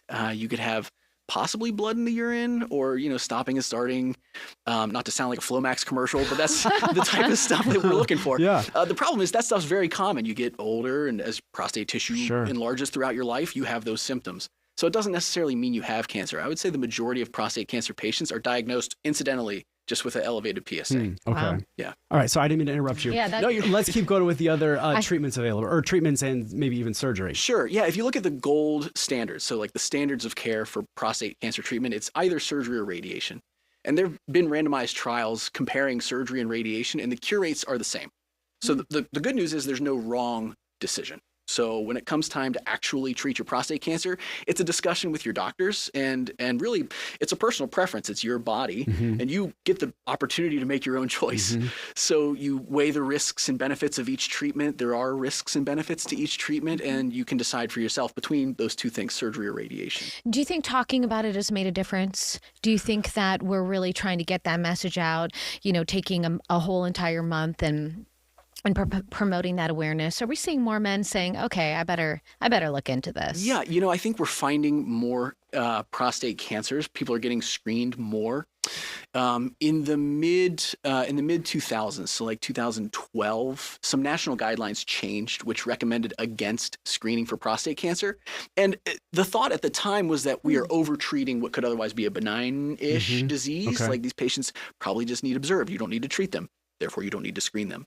And what we saw was that prostate cancer deaths actually rose in the subsequent years. Interesting. And so now those guidelines have shifted again to account for that. And instead of saying nobody needs screened, it's more of a decision-making process with their doctor. So more patients are getting screened. We're finding more prostate cancer. And now deaths are starting to roll over and come down again. Good. Let's talk about kind of prognosis, because you mentioned at the top, but if you catch this early, and I don't want to sound flip with my statement, but I read that they're like, if you have to get cancer, you want early stage prostate cancer because it's very easily treatable. Sure. Not that you want cancer ever, but if you had to get it. No. Yeah, if it has to happen, this is one of those ones, because if in early stage low risk disease, we're looking at 95% plus in cure rate, like living the rest of your life cancer free. Does it stay early stage though? Let's say you're diagnosed and your doctor says, you're 45, you're very healthy, it's okay, just keep checking. Right. But I've, interviewed and talked to people who get different types of cancers, and they're like, yeah, you're fine, come back in 6 months. Right. And the next thing they know, it's not that great. Right. Yeah. So there was a study looking at that. And actually 2/3 of patients who are on active surveillance are going to then go into active treatment within 5 years. So it does increase from stage 1 to... Okay. Right. You could think of active surveillance as don't do anything right now. Okay. But you may likely need to do something in the near future. But can you do something right now? Sure. Yeah. And that's always a discussion with your doctor. Right. And I have some patients who are, I have cancer. My whole family dies of cancer. We need to treat this right now. And that's their body, and we adapt to that. So, yeah. All right, we're getting another great question. Michael Lewis is asking, is it necessary to get the probe prostate exam? So, yeah, actually, we're guidelines are starting to recommend against digital rectal exams. There you go, Michael. Yeah. So the fingers. Hallelujah. I think all the men are saying hallelujah. Right. No, it's going away. It's just not very reproducible. The blood test is more accurate. It's more sensitive. That's the thing. We've got about 20 seconds left. Sure. I guess bottom line, make sure that those men can go and get those blood tests, the PSA, right? Right. Yeah, go get your PSA checked. Have your wife take you to go get your PSA checked. It's how do easy. people find you? You can find me on the internet. I'm at ArizonaCCC.com, or you can just Google me. Dr. Famoso, thank you so much. Thank you. Good Stay advice. tuned.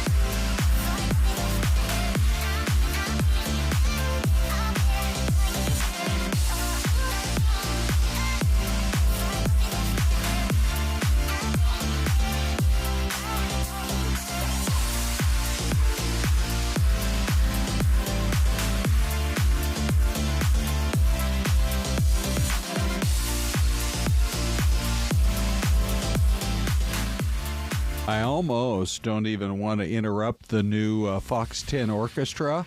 I don't know what it was with the old guys. Yeah, right. It's a DJ. It's like a DJ. Maybe that's what it. Like see, listen. Yeah, see. Like, remember?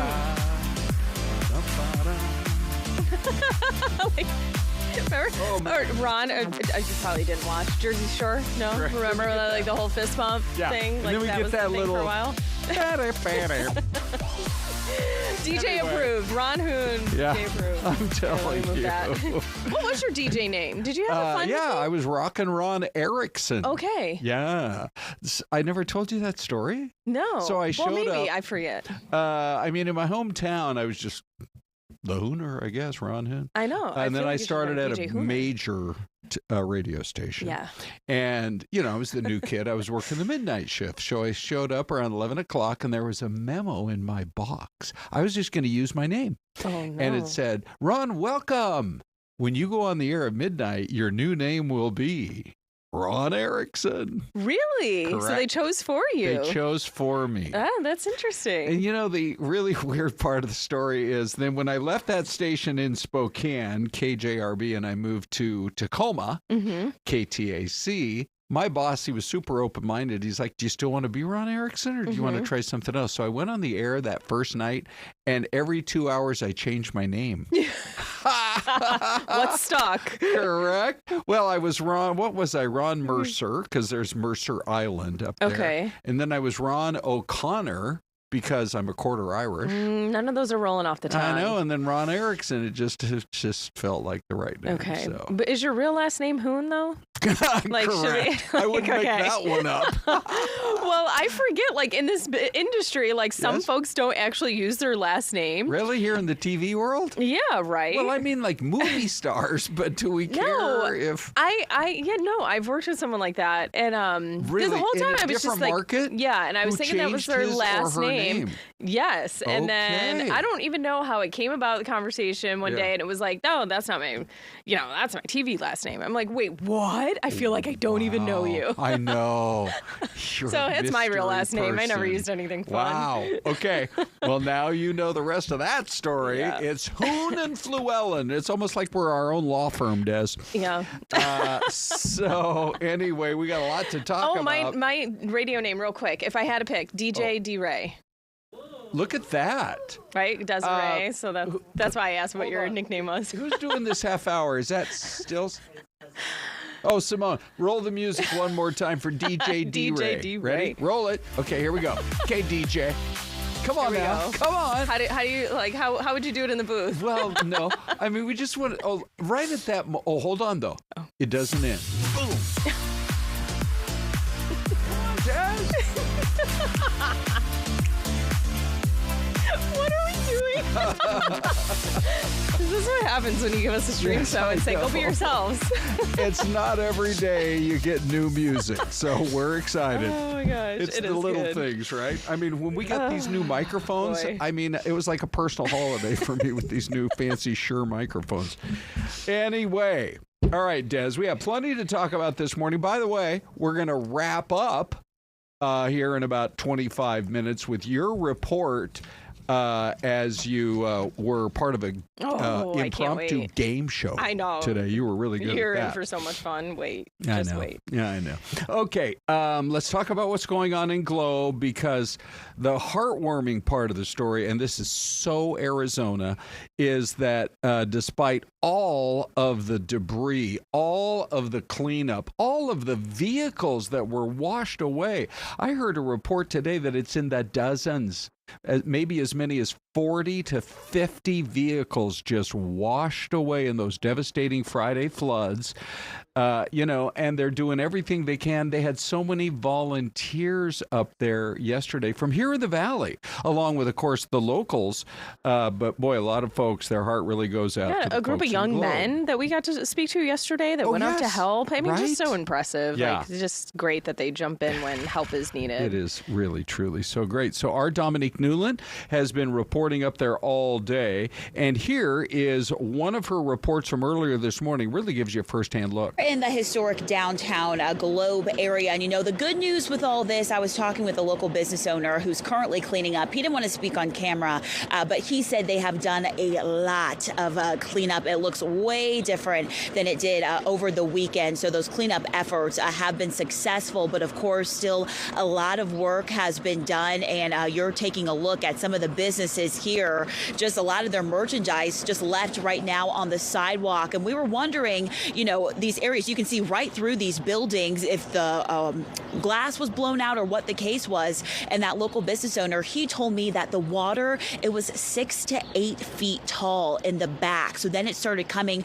towards the front of all these shops and just busted the windows out here. You can even see some of this wall that just came out. So it tells you really how powerful this water was. He says the local commerce, they've been stopping by, bringing packs of water, and they have a food truck, a fundraiser coming a little bit later on this afternoon. So the support in this community is really just incredible. They have some sidewalk sweepers as well, garbage trucks. So they're really working on these cleanup efforts to get them done as quickly as possible. But of course, just a lot of this merchandise and other items that these businesses have accumulated throughout the years. It's just a lot of stuff really with nowhere to go. So we've just been looking at that now that we've been let in. This area was closed off by police, historic downtown, all throughout the morning. And then even in this alleyway, a part of downtown, just really a big muddy mess. You can see some office chairs lingering.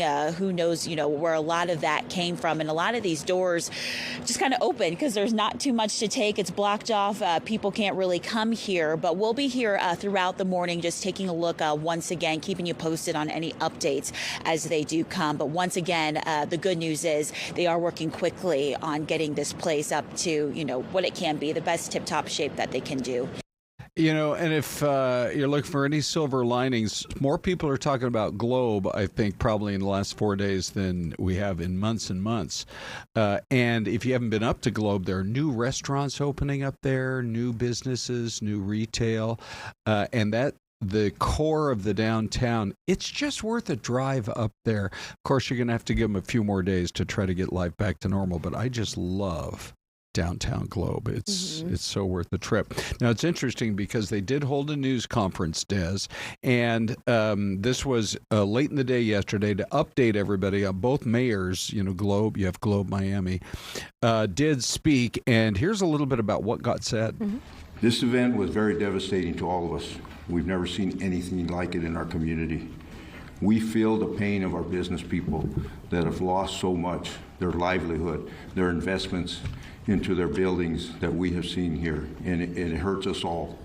We feel the pain of our residents we have seen so much damage to their homes and now have to start from scratch and move forward. My background really is engineering, industrial engineering and construction, and I've seen all kinds of events similar to this across the nation and around the world. I've never seen this kind of cooperation and interaction. Coming from Miami and to Globe and Globe to Miami and everything in between for the county, it's just been really good to see that many people, all of our staff, a lot of our public helpers just coming in and working with us. It's amazing. I didn't see that in Katrina, for instance. How about that?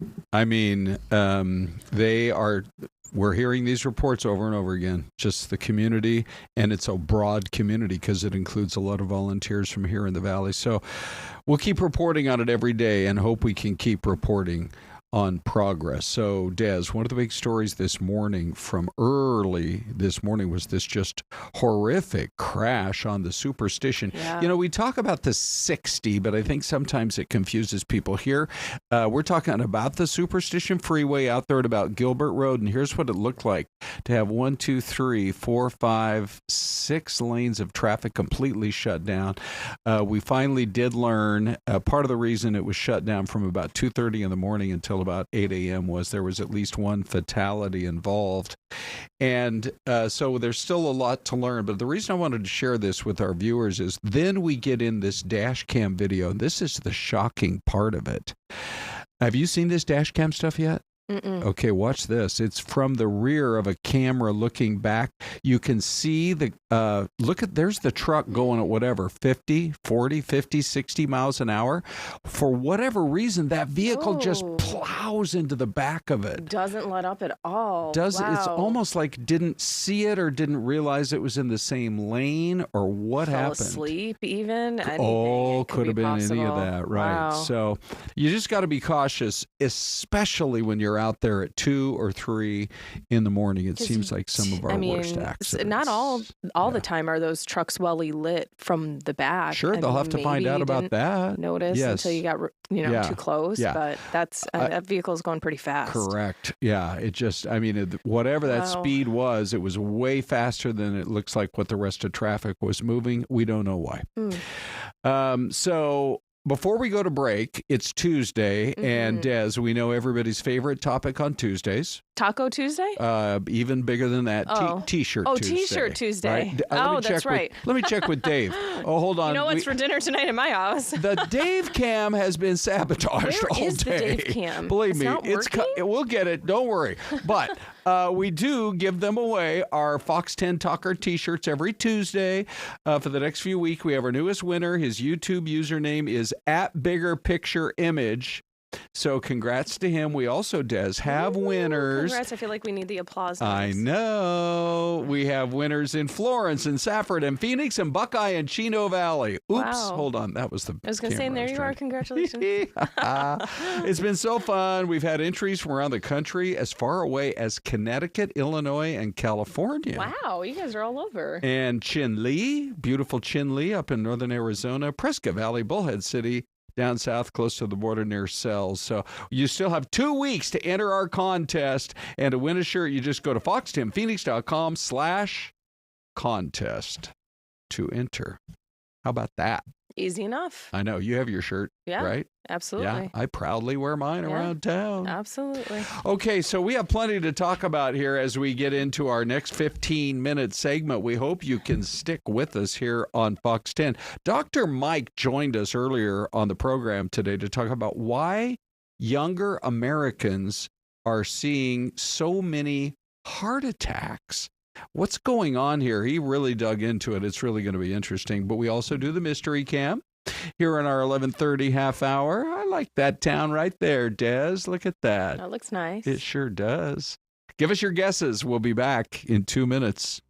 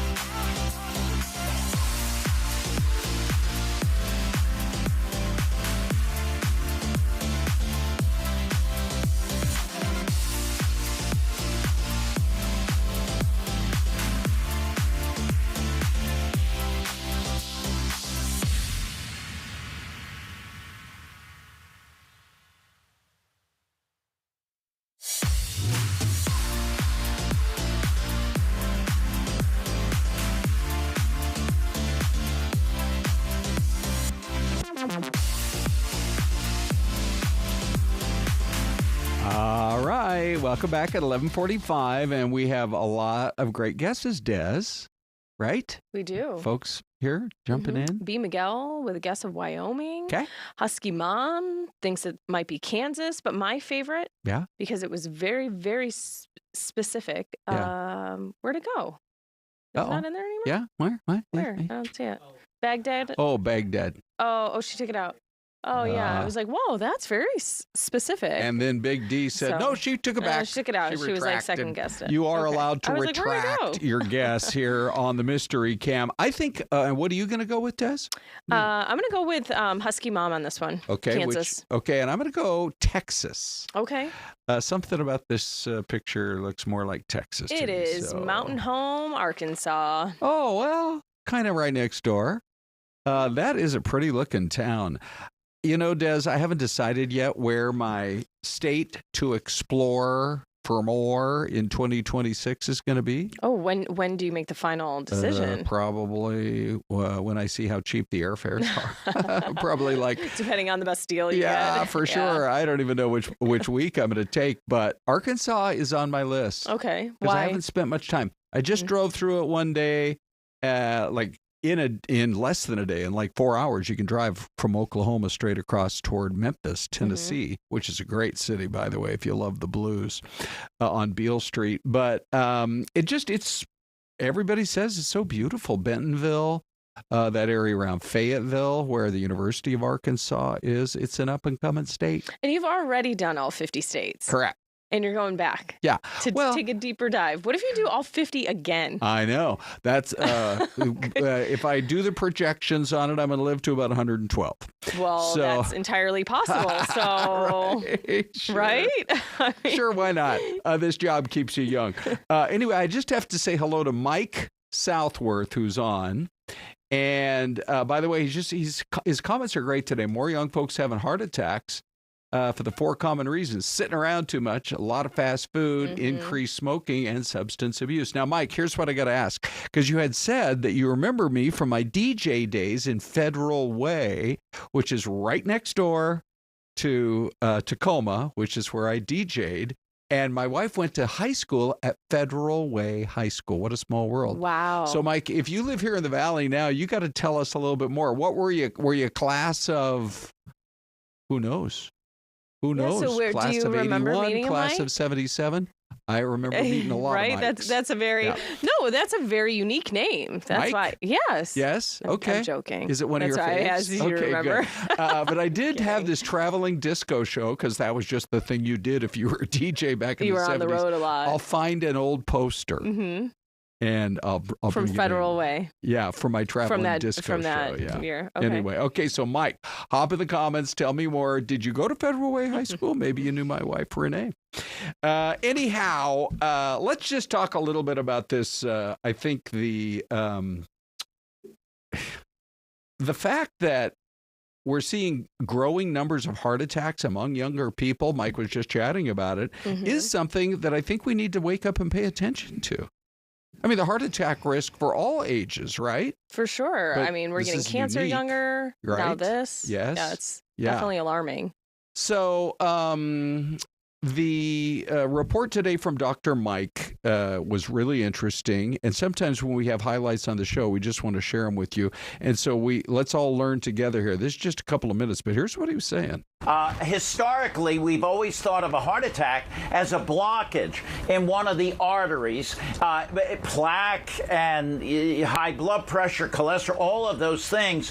However, in this study, they looked at thousands of patients who presented to the emergency room having a heart attack. 75% of the men had the traditional heart attack, if you will. They had a blockage that led to damage of the heart muscle. Only 47% of the young women, though, had that mechanism of injury. What did they have? Over half of them? Many of them had a dissection, a tear of one of the arteries, also a blood clot from some other location in the body, or vasospasm, where you had constriction of the artery, leading to a decrease in blood flow. Now, the treatments for these are different. And if you try to put a stent in one of these arteries and there's a dissection, you have a problem. It's not the right thing to do and can lead to more damage. So I think, one, it's imperative for women who are having any kinds of symptoms to present to the ER. And if they get to the ER and they're being treated and evaluated, have to make the right diagnosis. Every February is Heart Health Month. Women present differently and many times with different symptoms. They can have fatigue. They can have dizziness. They can have shoulder pain. They can have jaw pain, palpitations. You know, it just goes on and on. If you are experiencing that kind of a symptom complex, you have to take it seriously and go get checked out. I would say that if you record our morning show on Fox 10 TV, grab that 7 a.m. hour every Tuesday morning at about 7:40. He's one smart guy, but it's really a warning, especially for younger women. Yeah, that's definitely alarming. And then I wondered what the causes are. I mean, of course, poor diet, unhealthy lifestyle, those are probably some big ones, smoking. Right. But is it anything else that they're seeing, especially in younger women? And then the fact that it's different, the different causes of the heart attack versus men and women, chronic stress, does that have, something to do with it? And then tears in the blood vessels or even the aorta, or the vessels carrying the blood. That's pretty scary stuff. So I guess we got to learn more, but if anybody knows about it, it'll be Dr. Mike. Yeah, I mean, and that's right. It's so important to be in tune with your body. Yeah. In knowing what is normal for you and what is not, and speaking up and not letting off of that if you're, know that something's off. Des, that is the perfect transition to our next topic, which is what is normal for each person maybe is a little bit different. But when it comes to getting a good night's sleep, the report out today says that at least a third of Americans actually use vacation time just because they feel like they got to get caught up on sleep. And you, as a young mom of 4 kids, can totally relate. Yeah, I'm sure, right? Of course. Yeah. Yeah, there's never enough sleep. Right. So, 38% of respondents said they would be interested in taking a vacation if they felt like they could just get caught up on sleep. I mean, we have the weekends. I think in this business, we all take time on the weekend to try to get caught up, but maybe your kids won't let you. I still feel like that's really unhealthy. And I feel like we've shared that news too, like studies. Like there's no such thing as like not getting enough sleep all week long and then catching up on the weekends, because it's just, that's unhealthy not to get an adequate amount of sleep each and every night. But it's difficult on this shift. We talk about it a lot. Yeah. I sleep like a rock. Yeah, you do. I have no problem. And they do say that, one of the things is to have a consistent sleep pattern, and I really believe in that. But like this last weekend, I was at the airport hoping to catch a flight out to Seattle. Go watch the Husky game. Didn't work out. We left the airport it was around 10:30, 11 o'clock at night. And by the way, met the most interesting Uber driver I've ever had. I'll have to tell you his story later. But he was an interpreter for the United States Army in Iraq and wanted to come to America, and they helped him kind of make that happen. And he lives here now, and he loves it. Oh, very cool. But I don't think I got home till about 1 a.m. That's brutal. And that's when I went to bed, and I still woke up at like 5:45. So 4 hours sleep. I've been messed up ever since. Yeah, your brain is upset with you. And that's the thing, right? It really affects your brain, your ability to even think, form thoughts, your clarity. And I was saying, I sleep like a rock. I have no problem falling asleep and staying asleep. Yeah. But I 4 hours of sleep a night, not quite enough. No. Yeah. I will say this. You were on the top of your game today. You were at Desert Ridge Marketplace. We're going to play the highlights, and then when we come back, maybe we'll have a little bit of time. You can tell us what's going on. Ladies and gentlemen, here's Desiree Fluellen representing Fox 10 on the contest stage. We're here with Todd this morning. Good morning, Todd. Good morning, everybody. How you doing, Arizona? So explain how this works. What game are you going to get ready to put me through? I hope I don't embarrass myself. No, if you've seen Family Feud, it plays just like Family Feud. We call it something a little different. It's called Survey Says. It works the same way. We're going to have a face-off question, the opportunity to get a number one answer. If you get the number one answer, we're going to ask you to pass or play.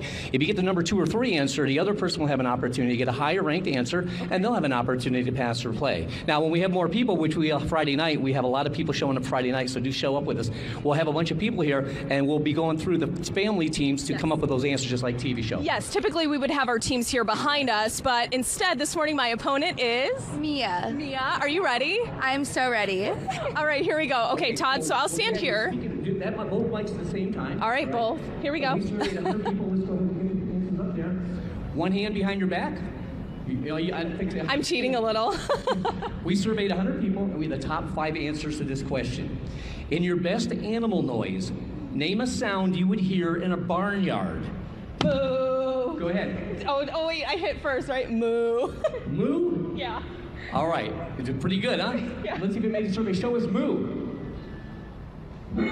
It is the number 1 Nice, answer. okay. I was asking, would you like to pass or play? Play. We're going to play. Since we don't have any other participants, you're going to go right down the list. Give us another animal sound that you would find in a barnyard. Nay. And what's that? Horse. That's kind of too good. I don't know. Is that not good? We're looking for a horse? Show us a horse. Oh, no horse in the barnyard. Wait, what? Give me another one. Oh, bah. And that is? A sheep? That's a good one, too. That's really good. I didn't even have to ask. Sheep is what we're looking for. Let's see if it made a survey, and if so, where? Show us the sheep. Number 2 Oh, is... that was number 2 and not horse? Okay, this is so fun. Todd, thank you. Thank you for playing. What? I thought horse for sure would be on there, right? All right, Des, way to represent Fox 10. Oh, yeah, so you know. This is, where is it again? Where's This it is happening? at Tempe Marketplace. And starting Friday night? Yep, it's right on the district stage. So if you spend any time there during the holidays, it's right where they put the Christmas tree. So kind of in the center of it all, right by H&M. So if you go to H&M, you'll be able to find it. Okay, yeah. But it starts this Friday, the 3rd, and then it will be October 10th, and then again on the 17th. And they're having these family fun game nights, free to participate. You do have to go online, I believe, and register if you want to participate in the game. Yeah. But it is kind of first come, first serve, like reservation or whatever. But I mean, it looks like so much fun. Big prizes up for grabs. I think $500 maybe somewhere in there for one of the games for one of the weekends. All right. Yeah, and then the cotton candy is free, popcorn, and then there's drinks for purchase for adults. You know, we had Legoland on last hour, and they were talking about you can buy one adult ticket and the kids get in free, that type of a thing. But it's still, going anywhere anymore is expensive. So if you are staying in town, that sounds like the place to go. Yeah, right. And I always look for free events in the Valley, and that's one you can try Friday. And we'll see you tomorrow. Mm-hmm.